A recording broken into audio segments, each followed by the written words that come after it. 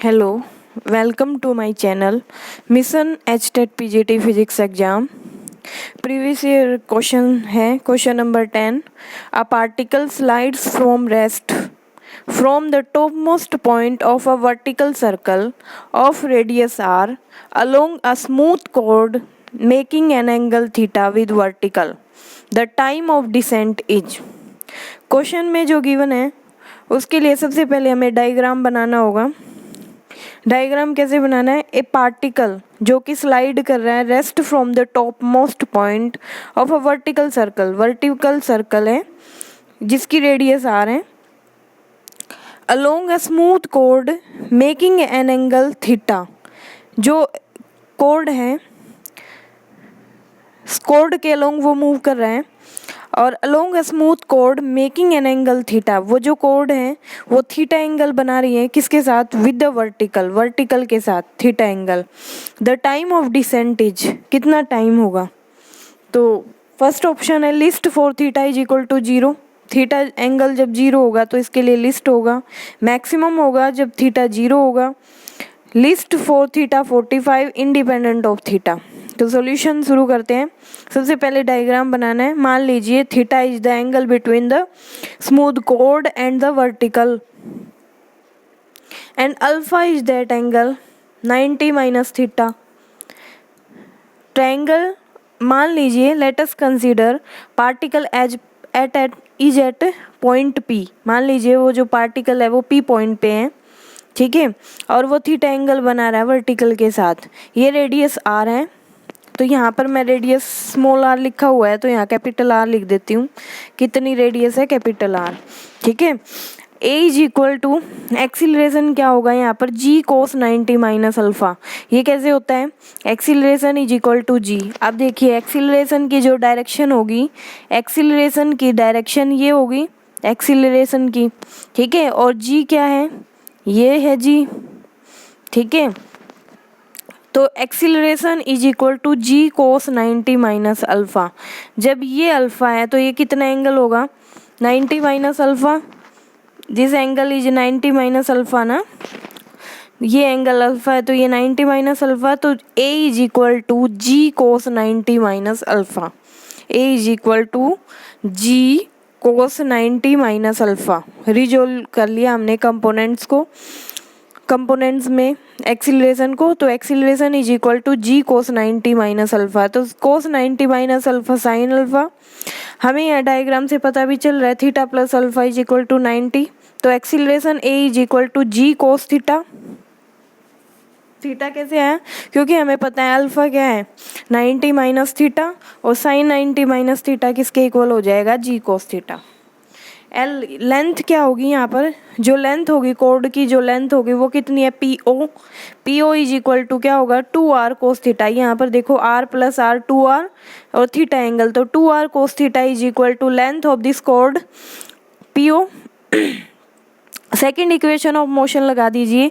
S is equal to u t plus half a t square. हमें पता है point P पर particle है, इसका मतलब वो रेस्ट पे है यहाँ पर और वेलोसिटी 0 है. तो S is equal to S कितना होगा?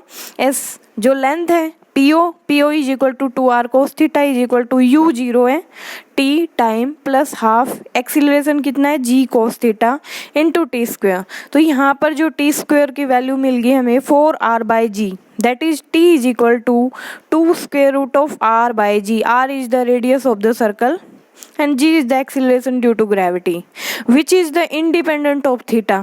Hence right answer is answer option 4 independent of theta. The time of descent is independent of theta. तो ध्यान से इसके लिए टाइम का फॉर्मूला भी याद रख सकते हैं क्योंकि नेक्स्ट एग्जाम में टाइम का फॉर्मूला पूछा जा सकता है कि टाइम फिर डिपेंड किस पे करता है. टाइम का फॉर्मूला होगा 2 square root r by ji.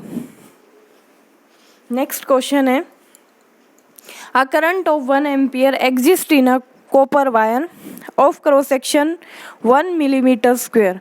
Assuming 1 free electron per atom, the drift speed of free electrons in the wire will be. The density of copper is 9000 kilogram per meter cube. Option 1 है 0.074 millimetre पर second.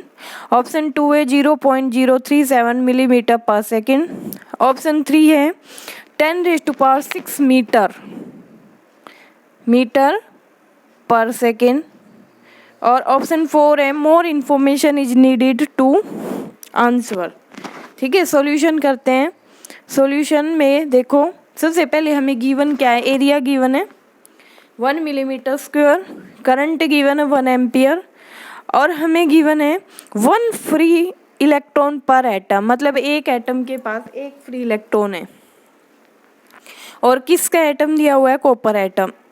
ठीक है, the drift speed of, हमें निकालनी है drift speed. तो कैसे निकालेंगे, हमें फॉर्मूला पता है, relation between current and drift speed कितना होता है, I is equal to NaEVD, where N is the number density, number of free particles या free electrons to the volume, A is the area, E is the charge on electron, और VD drift velocity.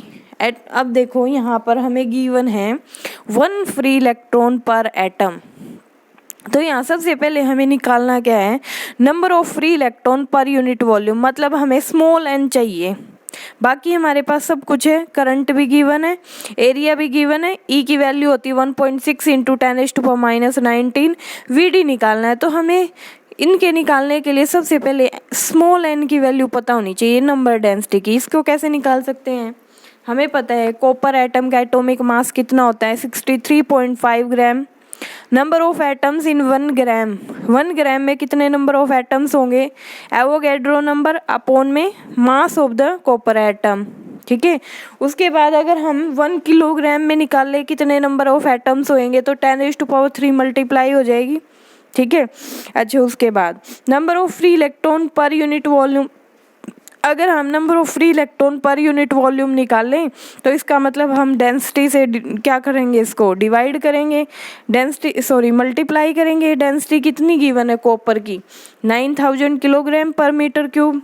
तो यहाँ से हम small n की value निकाल सकते हैं, small n is equal to 9000 into small n is equal to 9000 into 6.022 into 10⁻26 upon 63.5। ठीक है, अब क्या करें, हम फॉर्मूले में पुट कर दे सारी value, VD is equal to I upon NaE। I की वैल्यू 1 एम्पियर गिवन है, एरिया गिवन है 1 मिलीमीटर स्क्वायर, तो इसको हम मीटर में कन्वर्ट कर सकते हैं। 10⁻³ मीटर होता है 1 मिलीमीटर, तो मिलीमीटर का स्क्वायर है, दैट मीन्स 10⁻6 मीटर स्क्वायर।